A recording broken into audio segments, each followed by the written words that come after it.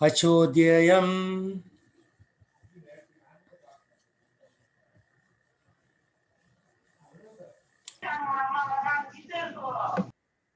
Adayoyayam Adayoyayam Adayoyayam Akleda Shosha Evacha Akledyo Shosya Evacha Nitya Sarva Gatastanur Nitya Sarvagatasthānur Achalo Ayam Sanatanaha.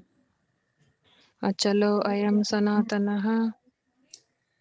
The individual soul is unbreakable and insoluble, can neither be burned nor dried. Is everlasting, present everywhere, unchangeable, immovable, and eternally the same. So you get so many definitions here, right? So let's write them down to see how many we will arrive at.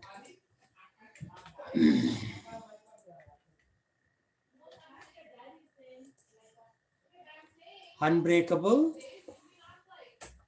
insoluble, Hare Krishna Prabhuji. Hare Krishna. Cannot be burned nor dried, everlasting, present everywhere, unchangeable, immovable. So we got so many definitions from this verse. In the last verse, we got some more. So let's go back for a moment. It says, can never be cut by any weapon, nor burned by fire, nor moistened by water, nor withered by wind. Shoshyati. Shoshyati means drying up. You cannot dry up the soul. Can never be cut to any pieces by weapon, nor moistened by water, nor withered by wind. So it's amazing how many definitions Krishna is giving of the characteristics of the soul. And still in the end he says it's very difficult to understand it.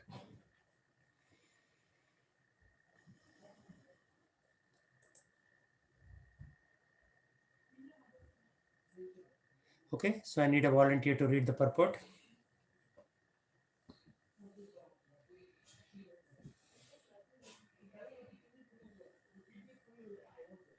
I can read, Prabhu. Yeah, go ahead. All these qualifications of the atomic soul definitely prove that the individual soul is eternally the atomic particle of the spirit whole, and he remains the same atom eternally without change. The theory of monism is very difficult to apply in this case because the individual soul is never expected to become one homogeneously. After liberation from material contamination, the atomic soul may prefer to remain as a spiritual spark in the effulgent rays of the Supreme Personality of Godhead. But the intelligent souls enter into the spiritual planets to associate with the personality of Godhead. Yeah. So now again he's coming into theory of monism. Monism means everything is one. So then he says individual soul is never expected to become one homogeneously. Means all souls don't merge. Right? If you put in a bag of dust, it looks like it's a big pile of dust. But that's not with the souls. Each one of them have their different characteristics. And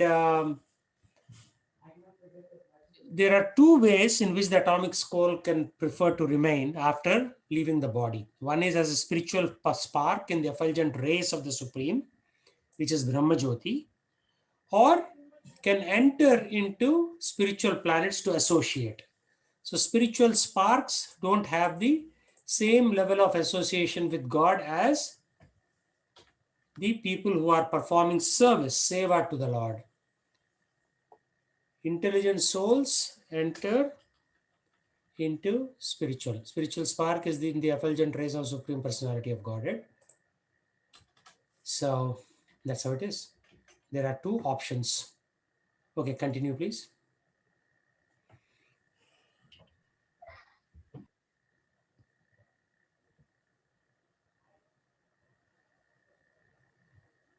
The word Sarvagata, all pervading, is significant because there is no doubt that living entities are all over God's creation. They live on land, in water, in air, within the earth, and even within fire. So there are living entities in fire. If you take them out of fire, they die. So they need that kind of heat to survive. Right? And then there are living entities within the earth, like earthworms, nematodes. So the belief that they are all sterilized in fire is not acceptable. It is clearly stated that soul cannot be burnt by fire.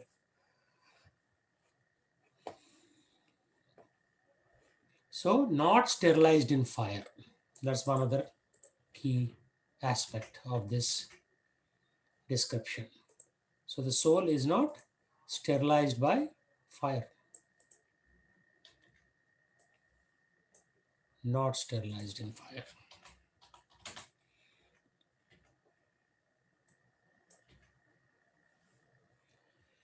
Therefore, there is no doubt that there are living entities also in sun planet with suitable bodies to live there. So sun is what, 1300 degrees centigrade. So when people get 107 degrees fever due to corona, they die. But here we are talking about 1300 degrees centigrade. But living entities are living there. They have bodies suited for living on the sun. It's not like the soul is getting burnt. So essentially, they are sarvagata, living everywhere.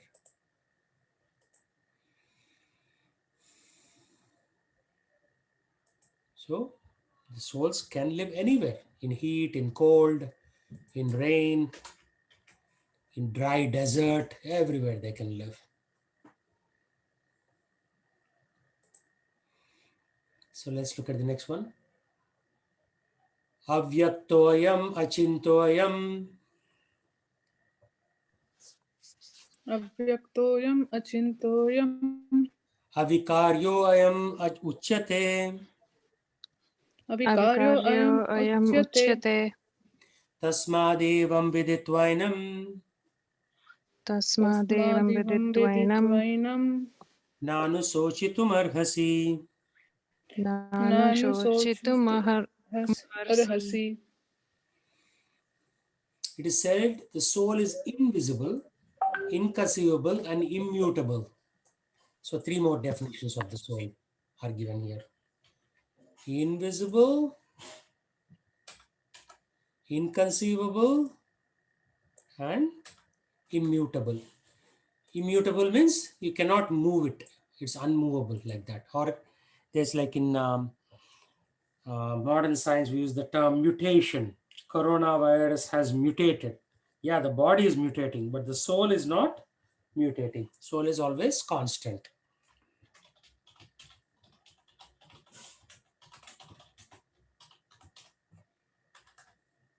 So is there such a thing called human soul?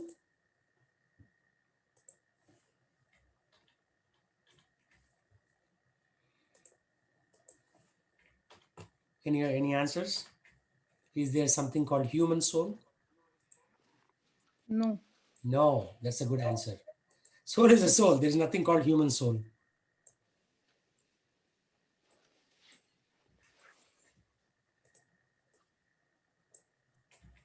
So what else?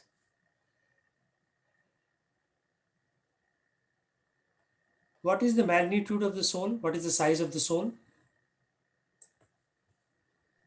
1/10,000th part of hair.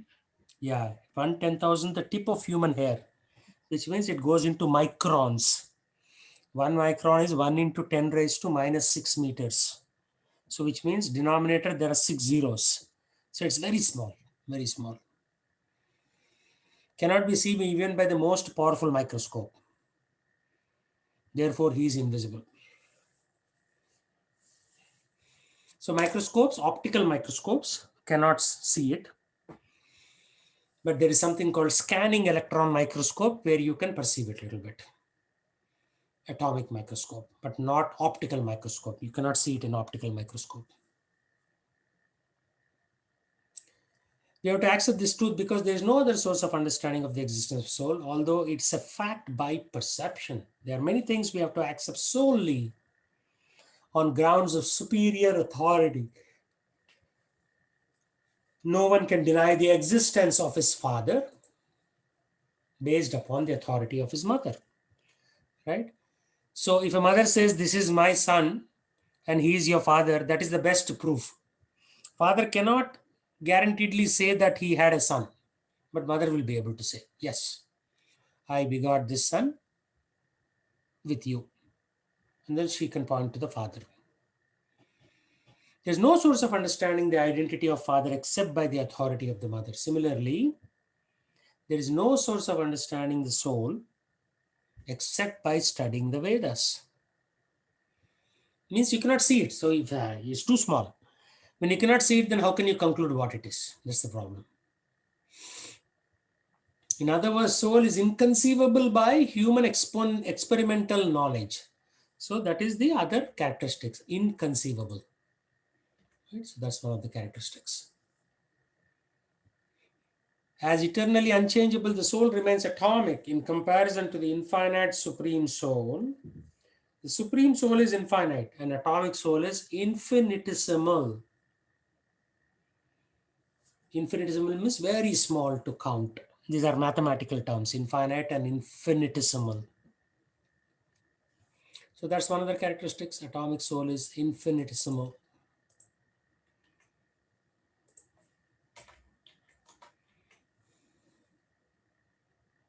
Therefore, the infinitesimal soul, being unchangeable, can never become equal to infinite soul or supreme personality of Godhead.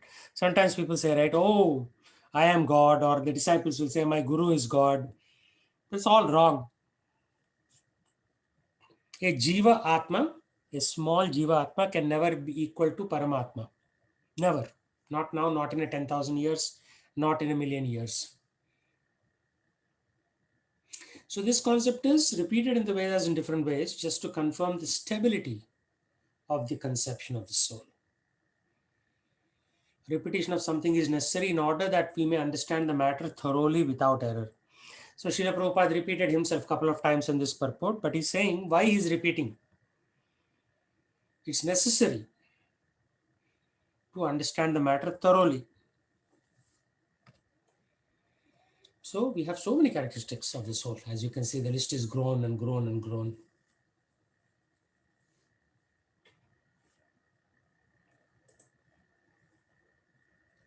Atah chainam nityajatam अथ अथ चैनं चैनं नित्यजातं नित्यजातं nityam vamanyase mritam नित्यं नित्यं वा वा मन्यसे मन्यसे मृतं मृतं tatapi tvam mahabaho तथापि त्वं पापी त्वं महाबाहो महाबाहो nainam sochitum arhasi. नैनं नैनं शोचितुमर्हसि. शोचितुमर्हसि. If, however, you think the soul will always be born and die forever, you still have no reason to lament. Okay, anyhow, it's going to die maybe 5 years later. So you are actually killing them on the battlefield of Kurukshetra right now. So you should not worry about that. Anyhow, they're going to die.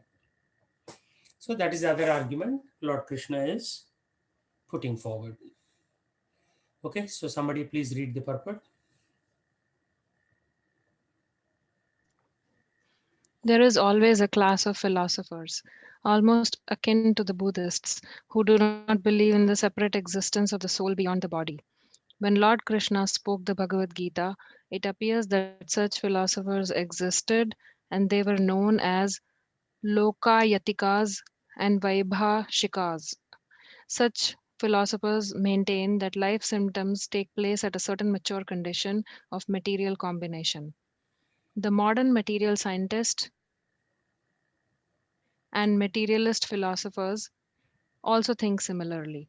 According to them, the body is a combination of physical elements, and at a certain age, the life symptoms develop by interaction of the physical and chemical elements. The science of anthropology is based on this philosophy. Currently, many pseudo religions, now becoming fashionable in America, are also adhering to this philosophy, as are the nihilistic, non devotional Buddhist sects. Even if Arjuna did not believe in the existence of the soul, as in the Vaibhashika philosophy, there would still have been no cause for lamentation. No one laments the loss of a certain bulk of chemicals and stops discharging his prescribed duty. On the other hand, in modern science and scientific warfare, so many tons of chemicals are wasted. for achieving victory over the enemy. According to the Vaibhashika philosophy, the so called soul or Atma vanishes along with the deterioration of the body. So, in any case, whether Arjuna accepted the Vedic conclusion that there is an atomic soul or he did not believe in the existence of the soul, he had no reason to lament. According to this theory, since there are so many living entities generating out of matter every moment, and so many of them are being vanquished every moment, there is no need to grieve for such incidents. If there were no rebirth for the soul, Arjuna had no reason to be afraid of being affected by sinful reactions due to his killing his grandfather and teacher. But at the same time, Krishna sarcastically addressed Arjuna as Mahabahu, mighty armed, because he, at least, did not accept the theory of the Vaibhashikas, which leaves aside the Vedic wisdom. As a Kshatriya, Arjuna belonged to the Vedic culture, and it behooved him to continue to follow its principles. Yeah. So very, very good discussion here. So modern material scientists, what do they think? Body is just a combination of physical elements, and at certain stage, life symptoms develop by interaction of physical and chemical elements. So many pseudo religions are getting popular now, including the non-devotional Buddhist sects. So Buddhist philosophy is nirvana. Eh? We discussed this last to last time, where they believe in nirvana, no existence after death. So there's on one hand you have this no existence theories, and on the other hand there are these chemical theories. Actually, they have become less right now. They are kind of merged with the atheist, but 50, 55 years ago, when Prabhupada was there on the planet, these two, he saw these two as the predominant forces who are changing the direction of the society. And then there's this introduction of Vaibhashika philosophy. Like Vaibhashika philosophers do not accept the existence of a soul. And then, even if you believe in that philosophy, still, if it's just a bunch of chemicals, then what is there to cry? So, your grandfather Bhishma was a bunch of chemicals. Each one of the Yodhas was just a bunch of chemicals. So, what's the point of lamenting for them? That's the point that Krishna is making here. So, if you accept there is soul, and if you don't accept there is soul, there is no reason to cry. That is Krishna's point in this particular verse.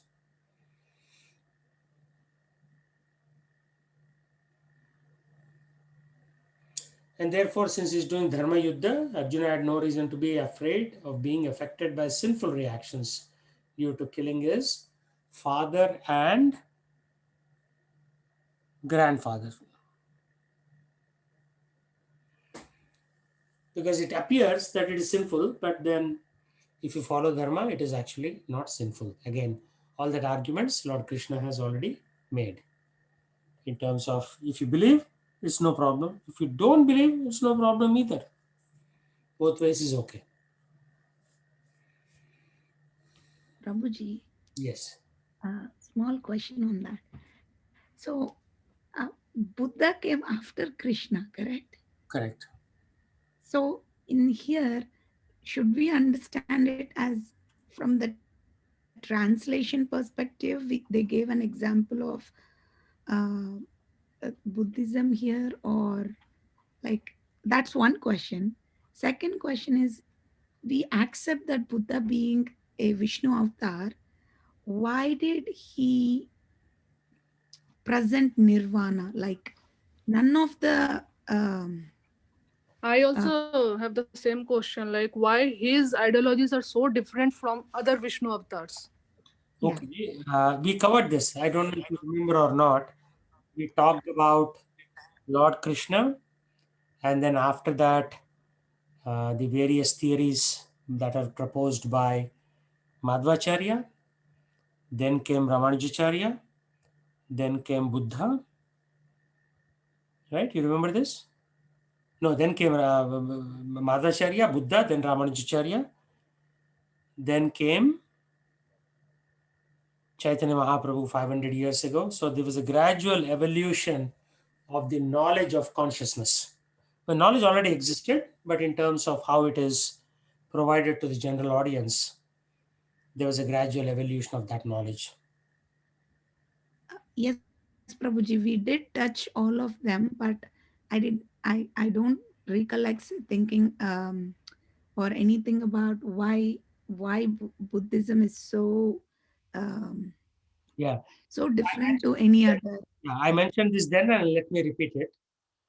So the Brahmanas, 5,000, 4,500 years ago, had made a mockery of the Vedas. So Vedas, somewhere it said you can do animal sacrifice. So they used that line to sacrifice animals and then eat their bodies as barbecue. So Buddha came and said, since you are all using Vedas as an excuse to kill animals, I say don't follow the Vedas. He told his followers, don't follow the Vedas. Don't get into any kind of himsa. Ahimso paramo dharmaha. Then came Shankaracharya because now everybody stopped reading the Vedas. Of course, Vedas had good points also. So it's like just like outright banning them didn't make any sense. So Shankaracharya is called Vichinna Bauddham, means like covered Buddhism. So he still kept Buddhism at the core, but he reintroduced the reading of the Vedas. So first there was Vedas, widespread usage. Shankaracharya came and banned them because the Brahmanas had misused the Vedas and went on in a tangent. Then Shankaracharya, he kept the core of the Buddhism, but he changed some of the practices on the top. And he basically gave that knowledge that yes, there is a soul. If you do Jiva Himsa, you're going to get into some problems. So they went in that direction. So it was necessary. Buddha's teachings were necessary based on the time, place, and yeah, so somebody said this here. Desha, Kala, Patra. Time, place, and circumstances. Desha means place, Kala means the time, and Patra means this role that you are playing or circumstances in which you are making these decisions. So, based on the time, place, circumstances, there'll always be edits and updates to the practices. The original Vedas will not be changed, only the practices will be updated. Right? Anyway, who's following Buddhism, anyways? They all gave up his teachings long time ago. Like Buddhists are also eating meat, like Dalai Lama eats meat. So many Buddhists that I have met, they all eat meat and they seem to think that that is the goal of life. So, yeah, I mean, although Buddha seemingly twisted the knowledge, he did not do that. He was adjusting it based on people's consciousness so that they don't fall off the Vedic bandwagon, right? Then, if you leave the Vedic establishment, then you are practically an atheist. You are saying, okay, then I don't need to believe in God, which is what most modern life happened. People criticize Christianity a lot, but if Christianity didn't exist for last 2000 years, this would have collapsed 2000 years itself. Some or the other, they maintained that fabric. They said, okay, yeah, you have to think of God, you have to, you know, they made this concept of Jesus being son of God and some or the other. They kept the thing together until now, but now it is rapidly breaking apart. Now people are also not following Christianity in any meaningful sense. So all these acharyas come at various times in various areas to give specific knowledge. Then you should take general principles from that specific knowledge, right? So, for example, Buddha said all Vedas are bad because Vedas teach animal killing. Yeah, animal killing is bad. Doesn't mean that all Vedas are bad. Vedas still have a lot of good knowledge. So we still should reach out to Vedas for solving our day-to-day problems. So any follow-on questions from that, Mataji? No, Prabhu. Got it, Prabhuji. But in the previous verse, why was Buddha preachers mentioned ahead of time?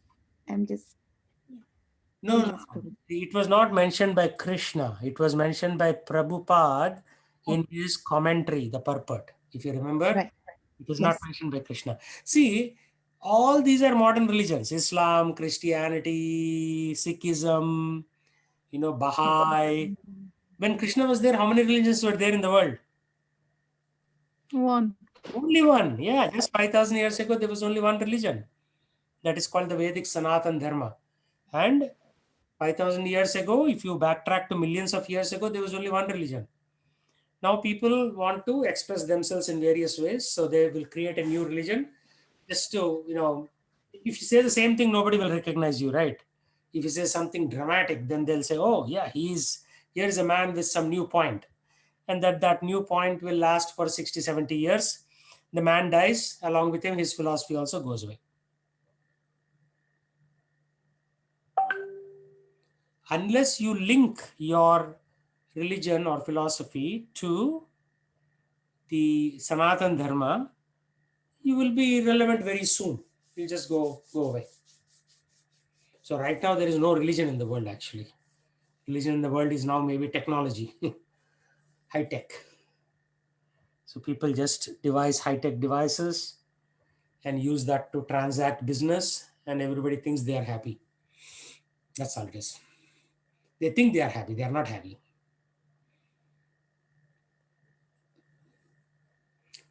Okay. Jatasya hi dhruvor mrityur जातस्य हि ध्रुवोर्मृत्युर् Mrityur. dhruvam janma mritasya cha ध्रुवं Dhruvam janma जन्ममृतस्य च mrityasya. tasmadapi harye arthe Tasmat तस्मादपरिहार्येऽर्थे apariharyartha. na tvam sochitum arhasi. न Na त्वं tvam sochitum शोचितुमर्हसि. hasi.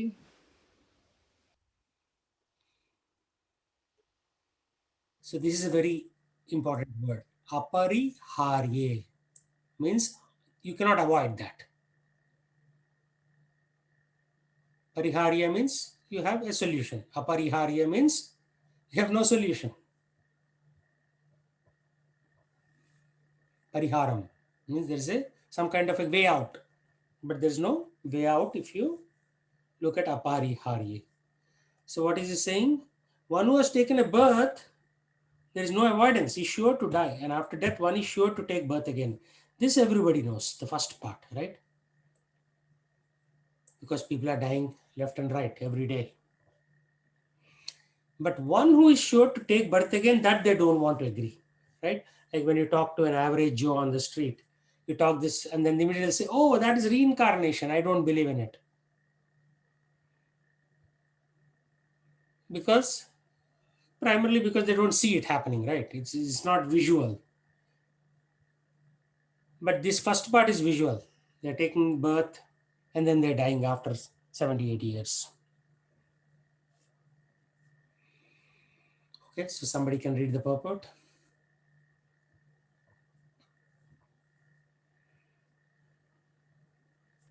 One has to take birth according to one's activities of life, and after finishing one term of activities, one has to die to take birth for the next. In this way, one is going through one cycle of birth and death after another without liberation. This cycle of birth and death does not, however, support unnecessary murder, slaughter, and war. But at the same time, violence and war are inevitable factors in human society for keeping law and order. The Battle of Kurukshetra, being the will of the Supreme, was an inevitable event, and to fight for the right cause is the duty of a Kshatriya.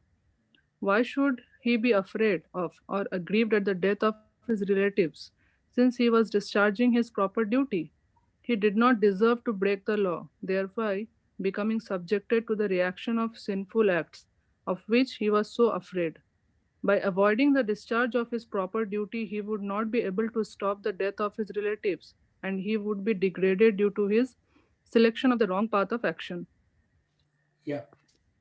So if he avoided the discharge of his duty, which is not fighting, he cannot stop the death. Death is anyhow there. People are still dying. But because he chose the wrong path of not following his dharma, Kshatriya dharma of fighting, then he would have chosen the wrong path of action, which will have yield other problems. Not the same problems, but other problems. So the most important thing is battle of Kurukshetra is being the will of Supreme. That's it. Krishna wanted this battle to happen. And because this battle happened, a lot of people will die. He wanted to clear the earth also because there were too many proud kings. So instead of taking care of people, they were like busy fighting amongst themselves. So Krishna came to the conclusion these people should be finished.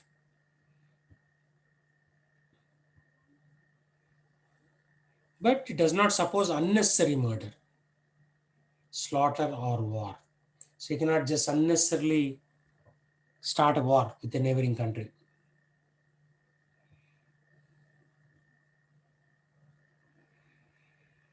Or slaughtering animals or unnecessary murder. But then, you believe it or not, all three are happening on a daily basis. Somewhere, some countries in war with something else, some neighbor.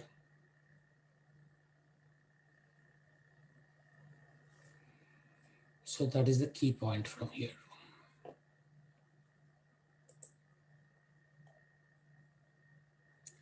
Avyaktadini bhutani अव्यक्तादीनि भूतानि vyaktamadhyani bharata व्यक्तमध्यानि Bharat avyaktanidhanani eva अव्यक्तनिधनान्येव tatra ka paridevana. तत्र का परिदेवना. All created beings are unmanifest in the beginning, manifest in their interim state, and unmanifest again when they are annihilated. So, what is the need for the lamentation?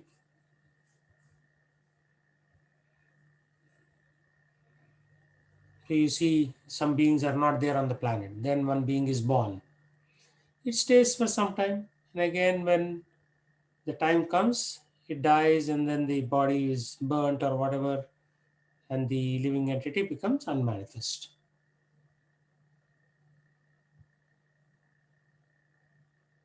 So, unless somebody comes to this conclusion that the soul is different than the body, and then the soul has special duties, you will never able to learn what the real goal is.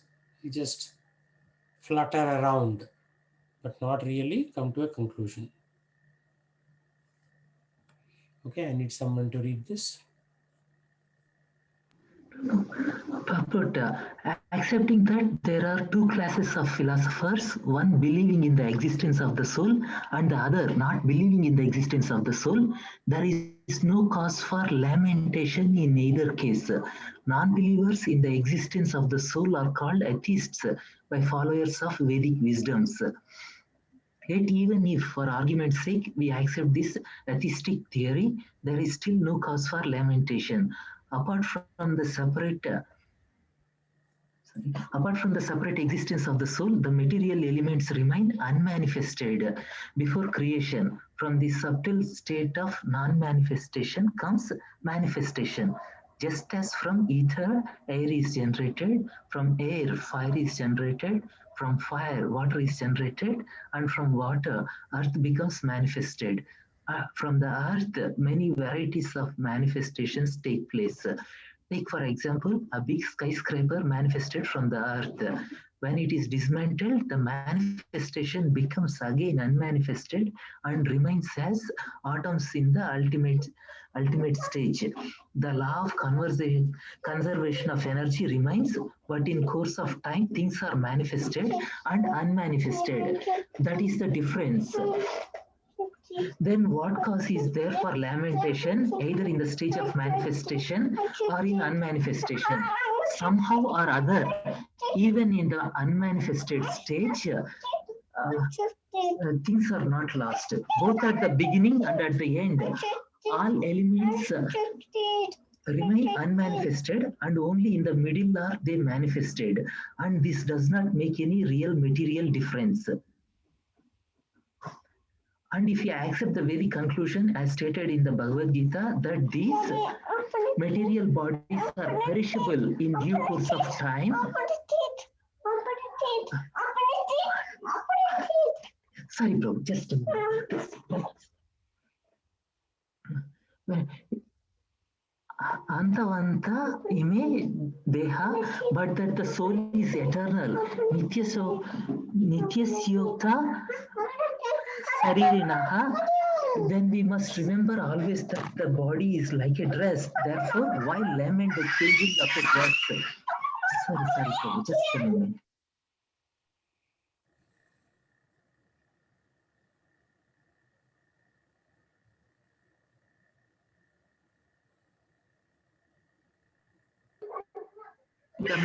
My kid was crying. The material body has no factual existence in relation to the eternal soul. It is something like a dream. In a dream, we may think of flying in the sky or sitting on a chariot as a king. But when we wake up, we can see that we are neither in the sky nor seated on the chariot. The Vedic wisdom encourages self-realization on the basis of the non-existence of the material body. Therefore, in either case, whether one believes in the existence of the soul or one does not believe in the existence of the soul, there is no cause for lamentation for loss of the body. Yeah. Again, this is the reinforcement of the point that we have seen in the last years. So whether you think existence of the soul is correct, true, or not true, still there is no lamentation. You still need to do your duty. So Krishna is reinforcing this point again and again. But one of the most important points in this purport is the material body has no factual existence in relation to eternal soul. It's something like a dream. So we are all dreaming that we are in these material bodies. Due to our rebellious nature, attitude towards Krishna, we are dreaming that we are in these material bodies. The soul, it is said, never leaves the spiritual world. As soon as it has attitude problem, illusion is created, Maya is created. So then the soul suddenly thinks, yes, oh, this material world looks so nice. These are my brothers and sisters. These are my, spouse and kids, husband and kids or wife and kids. And then that keeps you in the loop for almost your entire lifetime. So you have to take care of the kids, doing this, that, this, that. In the meantime, cruel death comes and we just leave and go.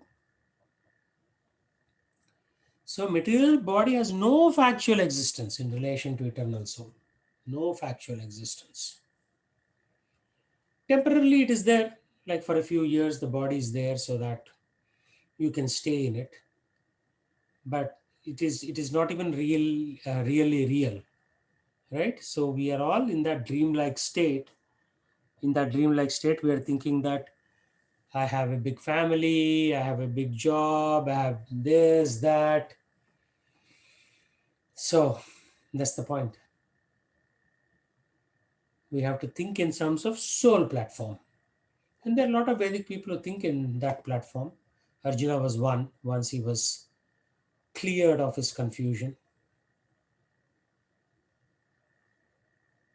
So this is called the surprising verse because everything in this verse is a surprise. Ashcharyavat pashyati kaschidenam. Ascharyavat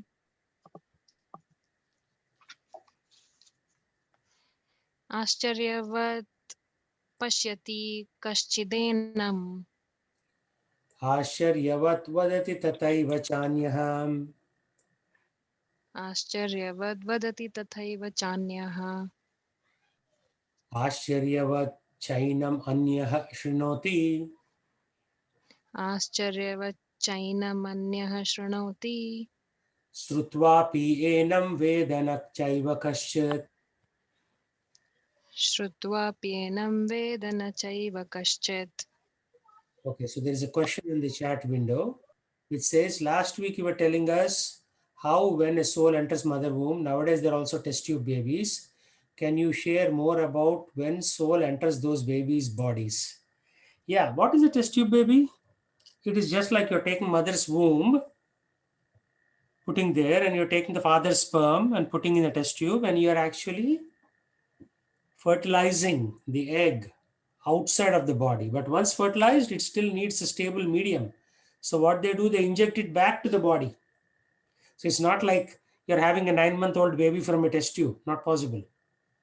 You still need that warm mother's womb to take care of the baby for 9 months. And we are yet to create any environment like that. And I highly doubt anybody can artificially create such an environment. They have tried for almost 70 years now. That research is going on. And while technology like computers and cloud and security devices and robots have accelerated, but they are all in the mechanical world. They are not in the biological worlds. Biological advances are few and far in between. One such advance is like the mRNA vaccine, right? They said, hey, there is RNA, so you have to coat it so that the COVID the spear doesn't penetrate it. So your vaccine coats those cells with that. But other than that, to create a baby in test tube is impossible. You're still taking the mother's, fallopian tubes from the womb, and you're taking the father's sperm, and you're just artificially fertilizing it. And that artificial fertilization is very common practice actually. Even like if wife and husband cannot have kids, so they do this artificial fertilization on a regular basis. So it's nothing new. Uh, so yeah, I mean there is soul still entering that because it's still a biological component from the father and a biological component from the mother are creating that test bed where a soul can enter. So the soul is entering, but doesn't mean that the soul is existing outside of the human realm because it has to be injected back in order for the mother to carry the baby for roughly 9 months, and then the baby will come out. I mean, whether you're doing natural fertilization or fertilization outside in a test tube, you're still doing the same thing actually. Process wise, exactly the same thing. Is that okay, Pratiji? Yes, Prabhuji. Thank you. Okay, so now this is the amazing verse or surprising verse. Some look on the soul as amazing, some describe him as amazing, some hear of him as amazing, while others, even after hearing about him, cannot understand him at all. So, soul is amazing.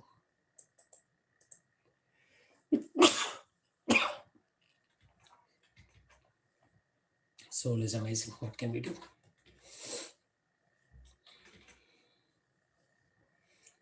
Since Gita Upanishad is largely based on principles of Upanishads, so Gita is also an Upanishad, it is not surprising to also find this passage in Katha Upanishad.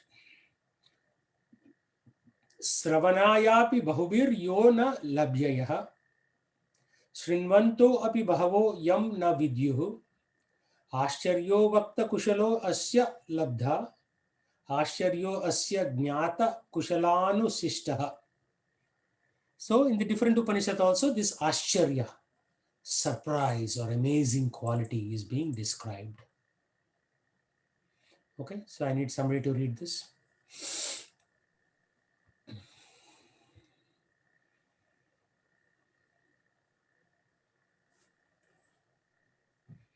So Anil read before, so maybe Chandar, you can read this.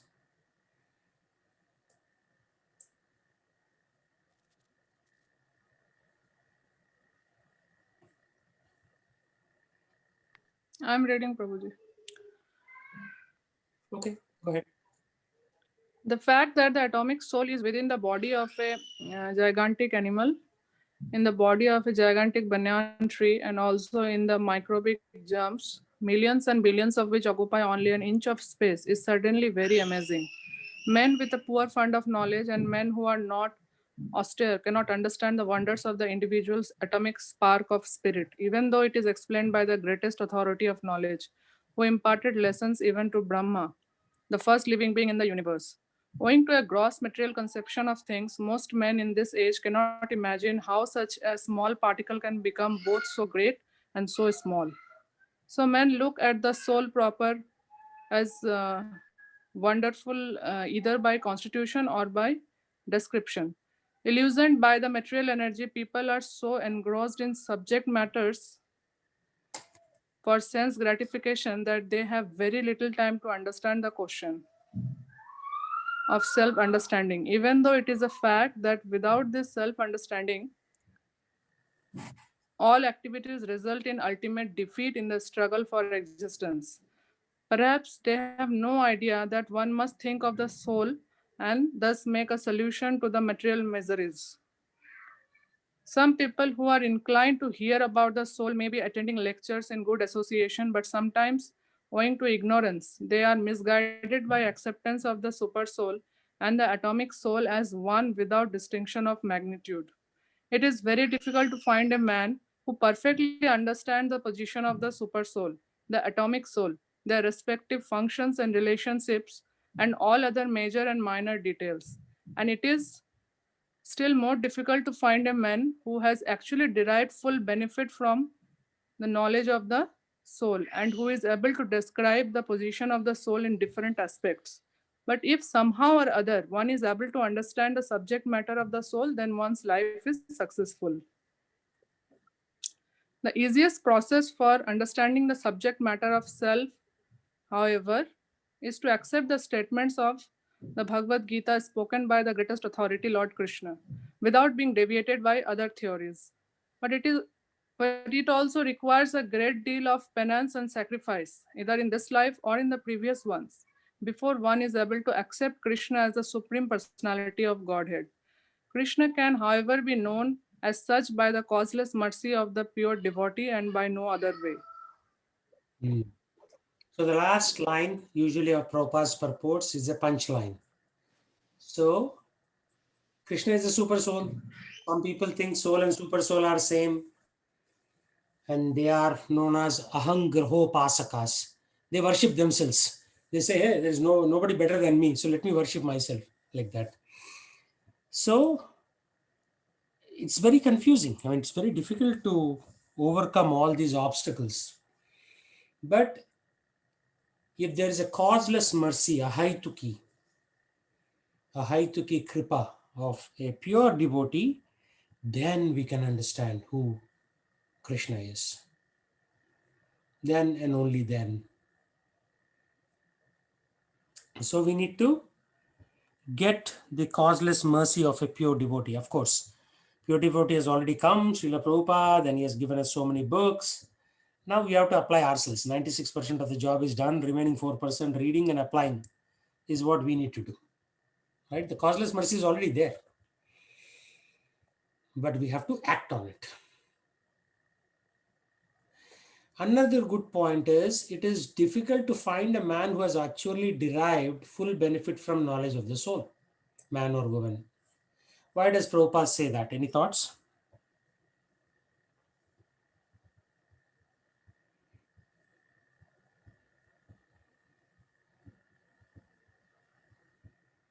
The best example is all of us, right? We are all attending this Bhagavad Gita class. And we know that we are not the body, we are the soul. But are we able to apply it? If you are the soul, means you'll start thinking in a very different direction. Oh, I am a soul. Krishna is the super soul. My duty is to serve him. Then why am I wasting my time in this material world? Immediately we should come to that conclusion and devote ourselves wholeheartedly to the service of the Lord and to spread his glories by teaching other people also. So one sign of a person who is fully convinced is that person cannot be stopped. He'll become like an, Terminator 4. He'll just keep on going and preaching and preaching and preaching to other people, teaching other people this knowledge, because now he knows the secret, or he's convinced. He knows plus convinced of the secret. So now he's going to teach the other people. Arey, why are you wasting your time? You're not the body, you're the soul. And you need to connect with this super soul and serve him. Right? So that is a symptom actually. Elsewhere in the Bhagavad Gita it says, what is the symptom of a transcendental devotee? He's always talking of Krishna. He's always working for Krishna. He has nothing else but Krishna in his mind. Manmana bhava mad bhakto madhyaji mam namaskuru. And then he doesn't have interest in other activities. Sarva dharman parityajya mam ekam sharanam vraja. So he is surrendered to Krishna, taking sharan of Krishna. So he rejects all the other dharmas, sarva dharman. Doesn't mean that you reject Christianity and Islam, because back then when Krishna spoke, there was only one religion. So what is he talking about? What is he talking about rejecting? Rejecting our false notions. Oh, I have to go to the Bhagavad Gita class versus taking my son to Taekwondo class. Usually, Taekwondo class wins, which means that A, this person is not convinced, and B, he hasn't made alternate arrangements, because you can teach Taekwondo at any time. Why do you have to conflict that with Bhagavad Gita class? Right? So his priorities are all messed up, his or her priorities. Right? So sign of a person who is deriving full benefit is he's acting on it, right? So you act on that platform. Means you prioritize this to be the numero uno, number one profession. Krishna first, everything else later. Right? In Microsoft, there is a slogan: mobile first, cloud first. Our slogan should be Krishna first, soul first. Right? Super soul and soul. That's it. There are only two things. Everything else is nonsense. Like before we came to Sammamish, Redmond, Bellevue, 35 years ago, there was nothing here, practically zero. It was a village. Even when I came in 2003, I could see bears and deer and everything else. It was a forest. We occupied the poor creatures' forest and we started troubling them.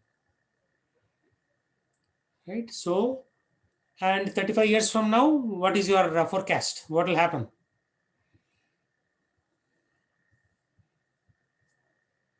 All the IT wallahs will die. And again, this place will become a forest. all of us will die in 35 years. Yes, somebody had a question. Prabhuji, can you hear me okay now? Yes, yeah. Hey, sorry, I have to switch to my phone.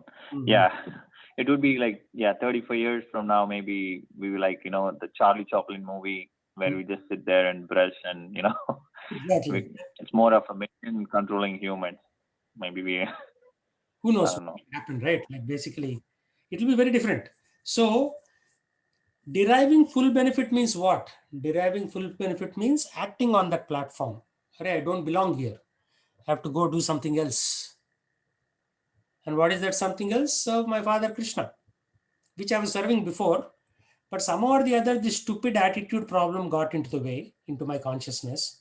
See, all these robotics and futuristic thing, that is also a rebellion against Krishna, right?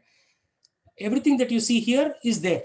Like 5,000 years ago in Srimad Bhagavatam, aerial vehicles traveling across space are a very common sight. Now they are inventing drones. Why? Because we already have that experience. We traveled in those aerial vehicles in the past, maybe 1 million lifetimes ago. So now we are trying to invent drones because we want to imitate, and more importantly, we want to rebel, fight with Krishna. So that is our nature. So deriving full benefit means we have to act on that platform. Okay. So now I have the knowledge. I am not the body, and there is a multi-lifetime career, not one lifetime. Right? We'll never die. So we'll come back. We'll come back and again discuss the same topic and again not do anything about it. So better to wrap up everything in this lifetime. Quickly wrap up. Have you seen a spider? Spider builds a huge web, but if there is danger, it will eat its own that spider web and quickly vanish. You should see this. They are very interesting creatures, spiders. So like that, we should quickly wrap up our nonsensical activities. I mean, it's not nonsensical, but it doesn't make too much sense, I would say. So less sensical activities and focus on the more high sense activities, like uh, things that will help us go back to our original position. Each one of us has a constitutional position, just like American Constitution gives us the right, freedom of speech, freedom to bear firearms. In the same way, there is a constitution, spiritual constitution, in which each one of us has a position. We all have IDs in the spiritual world. So right now our slots are empty in the spiritual world because we are doing this Mickey Mouse business with IT here on planet Earth. So the Lord wants us to wrap up that business and come back to Him, right? Like if you fast forward 50 years and look back at what activities we did, we will feel very silly and ashamed of what we are doing. Suppose our grandkids ask, "What did you do?" "Oh, I used to go to Microsoft or Amazon or T-Mobile, open a integrated development environment, and write meaningless lines for while do loops." Huh? And then I used to call myself very intelligent. It will happen because right now we laugh at the people who are doing 100 years ago, right? Oh, what were they doing? They were walking 10 miles a day, or they were having a bicycle. They didn't have these sophisticated vehicles like that. So what we are doing is just laughing stock for people 50 years down the road. So don't think that you are something very great, right? We are not. So we have to take the full benefit of this knowledge and use it.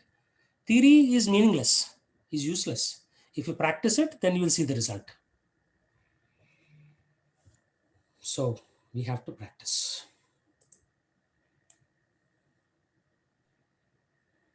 Prabhuji, one more question on that soul thing. Hmm. So, if we think that we are, soul and supreme soul, do Hmm. you think we as humans become hard, like No, losing empathy? no, you'll not become hard. You'll become soft. Right now, we are very hard because we are thinking we are the body. For the body, I need 150K salary every year. And if somebody doesn't give me that, then I will work even harder to somehow get that position.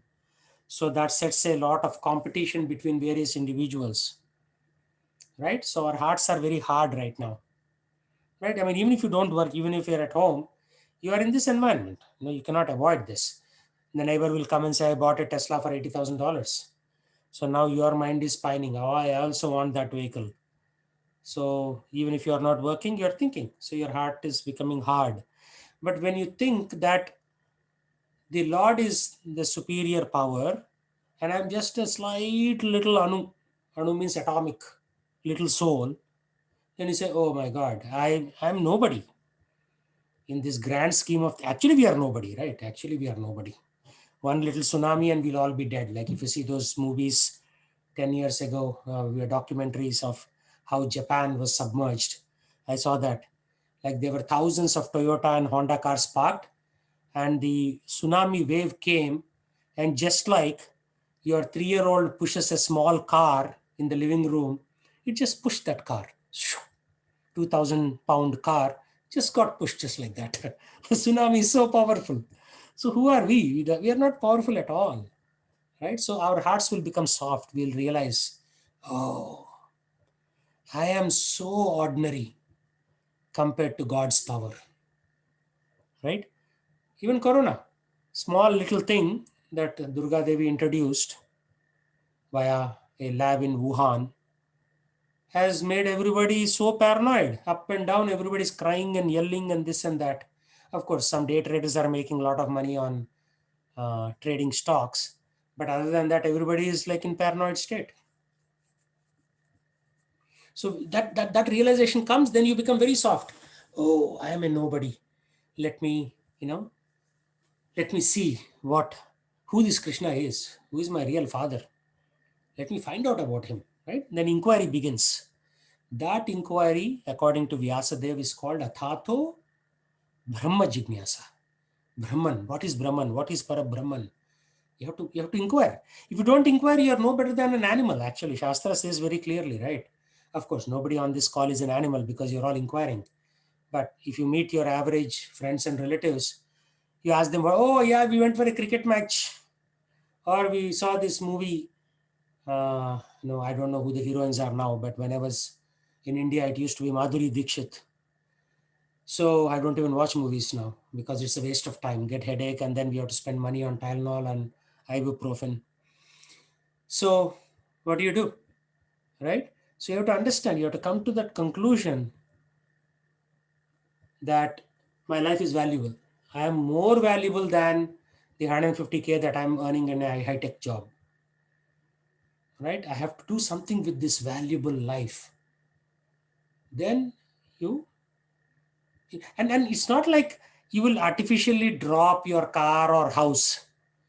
You naturally be focused on something more valuable, and then these things will pale, right? So you'll not worry so much about how that curtains in the living room will look anymore. You'll say, okay, Krishna has given me a house, just let me live here and chant Hare Krishna, like that.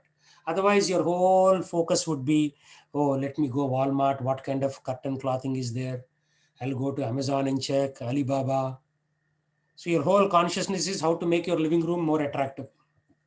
Instead of that, we should make our consciousness attractive for Krishna. That's it. So our heart becomes soft when you realize that there is some superior power who is so powerful that you are practically nothing. So we have to come to that conclusion. Does that help? Yes, Prabhuji. Okay. Dehi nityam avadyoyam Dehi nityam avadhyoyam. dehe sarvasya bharata Dehe sarvasya bharata. tasmat sarvani bhutani Tasmat sarvani bhutani. natvam sochitum arhasi. Na tvam shochitum arhasi. O descendant of Bharata, he who dwells in the body can never be slain. Again, same concept. The soul can never be killed, right? Slain is a different word, but it's same thing. Therefore, you need not grieve for any living being. If your grandfather dies, you don't have to cry. You should actually be happy. Oh, yes, grandpa has left his body. Now he'll go get a new body. Or maybe if he was very pious, he'll get liberated. Like that, right? So actually, where do they do this? In one of the religions, Parsis or someplace, when somebody dies, they throw a big party. They say, yes, the soul has now gone back, like that. Of course, you don't have to graphically throw a party or anything, but you understand, right? That, the soul has gone into the next body. So in 11 days, it will go to hell. That's why for the 11 days in Garuda Puran, it said that you have to chant Hare Krishna, you have to chant mantras at home. And end of 11th day, you give a Brahmana a chhatri. Chhatri means a umbrella, shoes, and some dakshina, and then little kamandal. Because through the Brahmana, your forefather is getting that as he walks through hell. So he gets some little bit, whenever he's thirsty, he can drink a little bit water from the kamandal. His feet are not affected by the blazing temperature of the hellish planets. How many hells are there, by the way? Anybody know? 7. Okay. Second guess. 40 or something, I think you had shared earlier with us, Prabhuji. Okay. Any other third guess? I would say 1. Only one. Okay. So 1, 7, 40. Any other estimates? This is my LinkedIn, Radhika Gopinath Das. You can join. I share small tidbits. A deity is not an idol. People say idol worship. It's not idol worship. A deity means prana pratishtha. I've actually brought the Lord into the deity by mantras. You have invited the Lord. And then faith in Guru to go back to God. Right? So Guru is always dear to the Lord. So by mercy of Guru, you get Krishna. Guru Krishna, Kripaya. Paya Bhakti Lata Beach. So this Bhakti is like a lata. Lata means creeper. If you twist the creeper a little bit, it will break. So you have to be very careful with this creeper called Bhakti.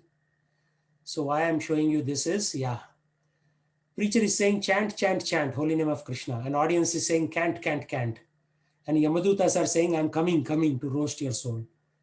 You see this? So Yamadutas have these various ways. They pour molten lead into the mouth for one sin. They'll put in the fire for a different sin. So different sins have different punishments. And then these are Ruru animals. You are given a suffering body when we are in hell.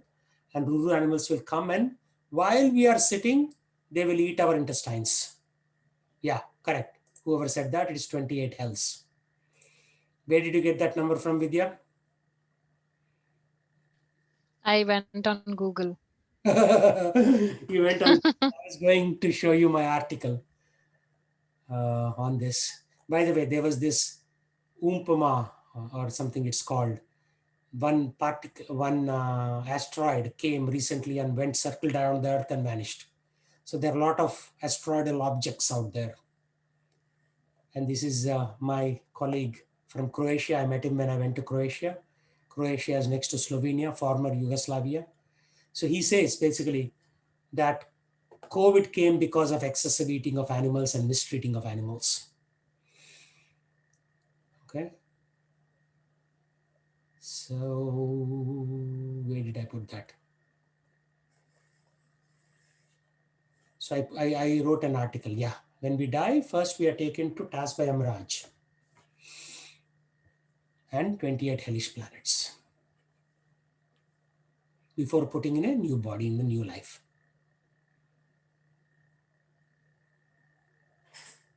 28 hells. So join my LinkedIn, send me a invite and I'll accept. And I write papers like this according to Srimad Bhagavatam. Tamisra, Anda Tamisra, Raurava, Maharaurava, Kumbhipaka. Kumbhipaka is for people who go to McDonald's and Kentucky Fried Chicken. So if you fry and eat animals, you'll also be fried the same way, Kumbhipaka. Asipatravana, Sukharamukha, Andakupa, Krimi Bhojana. Krimi Bhojana, what you'll be given a suffering body and all the krimis will come and start biting you. Nothing. They'll just bite your body and you will be like that for many, many days. They will just eat your body as you are watching it. Sandamsha, Taptasurmi, Vajrakanta Salmali, Vaitarni, Puyoda. Vaitarni, who went to Vaitarni in the story, the Vedic story where the wife rescues the husband's soul? Who went to Vaitarni?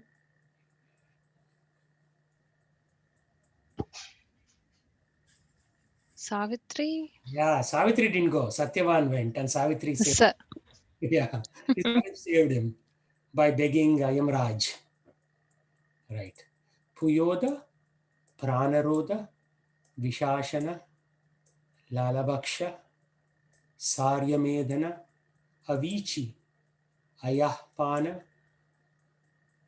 Kshara Kardama, Rakshasogana Bhojana.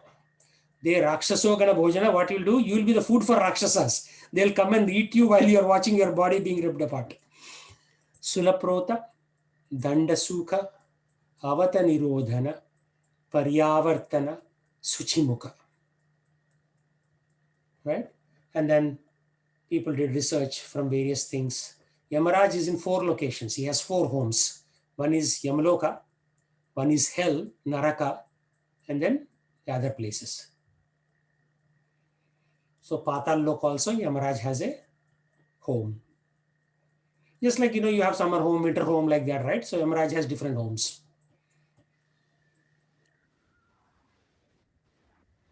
So, Prabhuji, how the soul is feeling all this, like whatever you mentioned, the Yes. soul that is going, right? Yeah, the soul is given a suffering body because you left your earthly body here, right? So you'll have a Narakaloka Okay. body. Narakaloka has these 28 different divisions, departments, basically, sections, segments. Okay.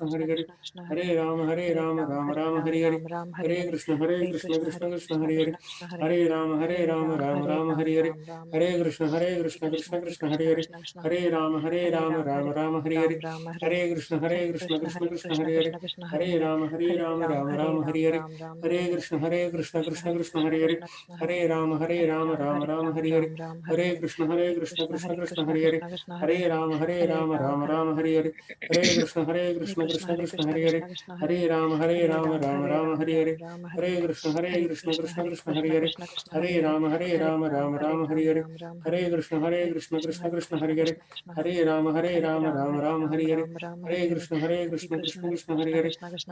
Hare Hare, Hare Krishna Krishna Krishna Hare Hare, Hare Rama Hare Hare, Hare Krishna Krishna Krishna Krishna Hare Hare, Hare Rama Rama Rama Hare Hare, Hare Krishna Krishna Krishna Hare Hare, Hare Rama Rama Hare Hare, Hare Krishna Krishna Krishna Hare Hare, Hare Rama Rama Hare Hare, Hare Krishna Krishna Krishna Hare Hare, Hare Rama Rama Hare Hare, Hare Krishna Krishna Krishna Hare Hare, Hare Rama Rama Hare Hare, Hare Krishna Krishna Krishna Hare Hare, Hare Rama Rama Hare Hare, Hare Krishna Krishna Hare Hare, Hare Rama Rama Hare Hare, Hare Krishna Krishna Hare Hare, Hare Rama Hare Hare, Hare Krishna Krishna Hare Hare,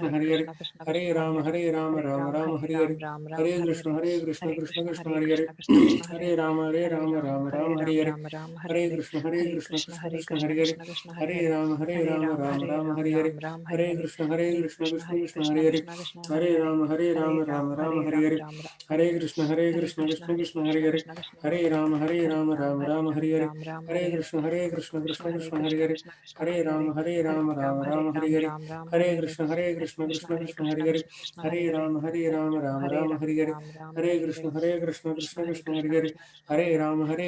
Rama Hare Hare, Hare Krishna Krishna Hare Hare, Hare Rama Hare Hare, Hare Krishna Krishna Hare Hare, Hare Rama Hare Hare, Hare Krishna Krishna Hare Hare, Hare Rama Hare Hare, Hare Krishna Krishna Hare Hare, Hare Rama Hare Hare, Hare Krishna Krishna Hare Hare, Hare Rama Hare Hare, Hare Krishna Krishna Hare Hare, Hare Rama Hare Hare, Hare Krishna Krishna Hare Hare, Hare Rama Hare Hare, Hare Krishna Krishna Hare Hare, Hare Rama Hare Hare, Hare Krishna Krishna Hare Hare, Hare Rama Hare Hare, Hare Krishna Krishna Hare Hare, Hare Rama Hare Hare, Hare Krishna Hare Hare, Hare Rama Hare Hare, Hare Krishna Hare Hare,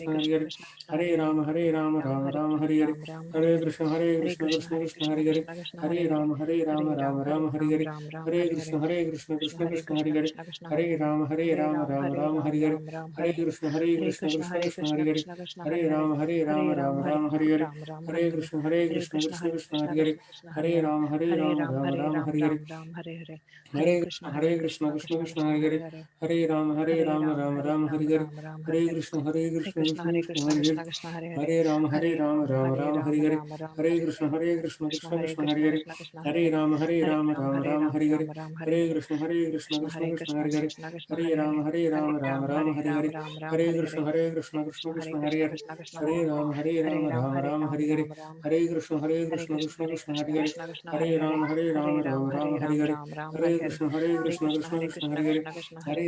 Rama Hare Hare, Hare Krishna Hare Hare, Hare Rama Hare Hare,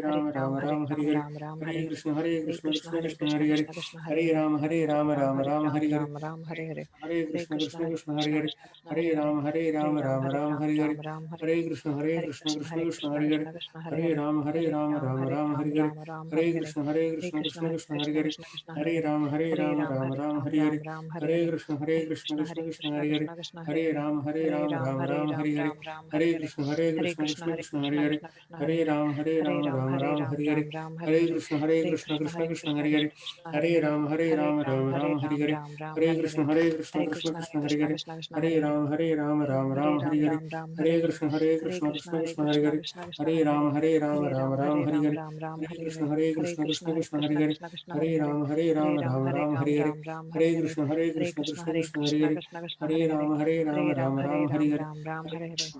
Hare Krishna Hare Hare, Hare Rama Hare Hare,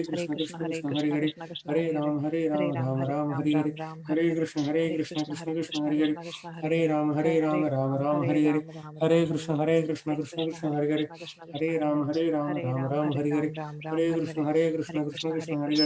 Hare Rama Hare Hare, Hare Krishna Hare Hare, Hare Rama Hare Hare, Hare Krishna Hare Hare, Hare Rama Hare Hare, Hare Krishna Hare Hare, Hare Rama Hare Hare, Hare Krishna Hare Hare, Hare Rama Hare Hare, Hare Krishna Hare Hare, Hare Rama Hare Hare, Hare Krishna Hare Hare, Hare Rama Hare Hare, Hare Krishna Hare Hare, Hare Rama Hare Hare, Hare Krishna Hare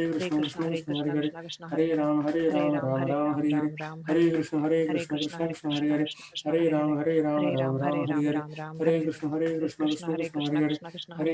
Hare Ram, Hare, Ram Ram, Hare Hare Krishna, Hare, Hare Hare Krishna, Krishna, Krishna Hare Krishna, Krishna, Hare Hare, Krishna Krishna, Hare Hare Hare, Ram, Hare Hare Ram, Ram, Ram Hare Ram, Ram, Hare Hare, Ram Ram, Hare Hare Hare, Krishna, Hare Hare Krishna, Krishna, Krishna Hare Krishna, Hare Krishna, Hare, Krishna Krishna, Hare Hare Hare, Ram, Hare Hare Ram, Ram, Ram Hare Ram, Ram, Hare Hare, Ram Ram, Hare Hare Hare, Krishna, Hare Hare Krishna, Krishna, Krishna Hare Krishna, Hare Krishna, Hare, Krishna Krishna, Hare Hare Hare, Ram, Hare Hare Ram, Ram, Ram. Hare Ram, Ram Ram, Hare Hare. So that finishes the round. Any closing thoughts, comments before we close?